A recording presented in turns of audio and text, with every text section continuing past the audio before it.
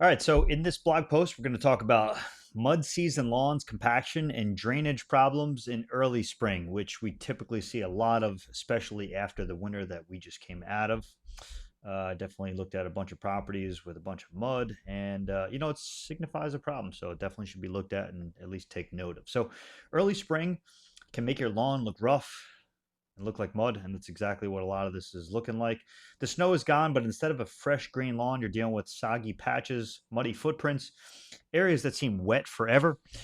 One part of the yard feels soft and spongy, another looks compacted and bare, and every time someone walks across it, it seems to get worse. So, without going over all this, what exactly should we do? Why early spring turns some lawns into a mess? In the early spring, your lawn is coming out of winter while dealing with a lot at once. So snow melts, spring, rain, freeze, thaw cycles. It's still cold and it all affects how water moves through your soil and through your yard. If the soil is healthy and open enough, that moisture gradually works its way down into the profile. But if the soil is dense, compacted, naturally slow draining, water tends to sit near the surface a little bit longer. That's when you start seeing puddles, muddy patches, slick areas, and lawn damage, even from light foot traffic. So, mud season is often worse in lawns that already had the issue going into the wintertime. Poor draining soils definitely are the worst. A yard that's compacted with soil in the fall usually does not magically fix itself over the wintertime. In fact, snow piles, repeated walking, pets, and wet conditions often make it worse. So, what compaction actually means, because a lot of this has to do with just compacted soils. Compaction happens when soil particles get pressed too tightly together. What then happens is tiny spaces that normally hold air and allow water to move through the soil, they just start to disappear. In practical terms, compacted soil means water has a harder time soaking in, grass roots have a harder time growing deeply, oxygen often has a harder time reaching the root zone. The lawn stays wetter at the surface and dries out more slowly. That is why compacted lawns often have a hard or feel very hard in the summer months, but swampy in early spring. The water just can't move efficiently and the grass can't build a strong root system. So, what are some common causes of compaction? A lot of spring compaction starts with everyday use of the yard, repeated foot traffic, the same routine, the kids playing in their favorite area all the time, the dogs running the fence line, the mowing patterns that really never change can all slowly compact your soil. And it all has to do with what's in your soil as well. Winter adds another layer snow piles, icy walkways, repeated walking on partially thawed ground, and plow activity near the driveways and edges can all leave the lawn more compacted by the time the springtime arrives. Some soils are naturally more prone to it. Heavy clay soils, in particular, kind of like around here, we have a clay loam soil, tend to drain a little bit more slowly and compact more easily than looser, sandier soil. So, to give you some technical terms, we live in an area where we're average CECs of 11. So we're a little sandy. We're a little bit of a compacted area. It really depends on where you live.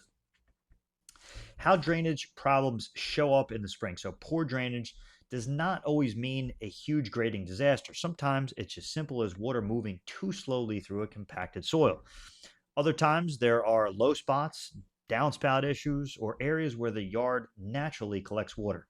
In the early spring, drainage problems often show up in a couple ways. Persistent muddy spots that stay wet long after the lawn has dried out, puddling in low areas, thin or bare grass where water sits repeatedly, slippery, compacted paths where people or pets keep walking, or lawn edges near driveways or sidewalks that have stayed saturated and beat up. So there's a nice picture of what a muddy area looks like doesn't look like it's draining very well. It looks like it's compacted. You could tell by some of the grass right around there. It's very thin, it's bare. So we're definitely dealing with a little bit of compaction in this area. The trouble with walking on muddy lawn, and I would never recommend really doing it because it's just going to keep getting worse and worse. One of the biggest mistakes homeowners make in early spring is treating the lawn like it's ready for normal activity the minute the snow disappears. So, getting out on that grass real early, just it's not good for the grass. Let it recover a little bit, let it harden up, let the soil become actually, soil and not just mud. The signs you want to stay off the lawn, and there's a few clues. If your footprints remain visible after you walk across it, stay off it. It's no good. Water rinses or rises around your shoes as you step. You don't want to bring any mud inside the house, so don't go on it to begin with. The soil feels slick or squishy underneath your feet. Not a good idea. And when the wheels leave grooves, so if you're rolling something, a stroller, a lawnmower, something over top that has wheels and it's leaving ruts, it's not good enough. You got too muddy of a surface. So, what can you do during mud season? You cannot instantly fix compaction. Drainage in the mildest part or the messiest part in the earliest spring, but what you can avoid is making things worse and setting yourself up for better recovery. So it's one thing. It's definitely try to prevent the issue from happening or getting worse. Protect the lawn from more traffic. So just limit the unnecessary traffic on the lawn if you possibly can. It's only going to help you out.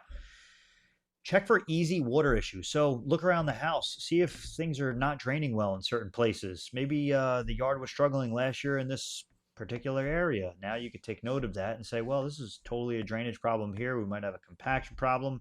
So always make note, see where your drainage areas are and try to notice those so you can fix those. Hold off on heavy work. So don't go aggressively raking anything, pulling anything up. Don't dethatch a muddy lawn, just going to kind of make it mess. So how to improve compaction and drainage once a lawn dries.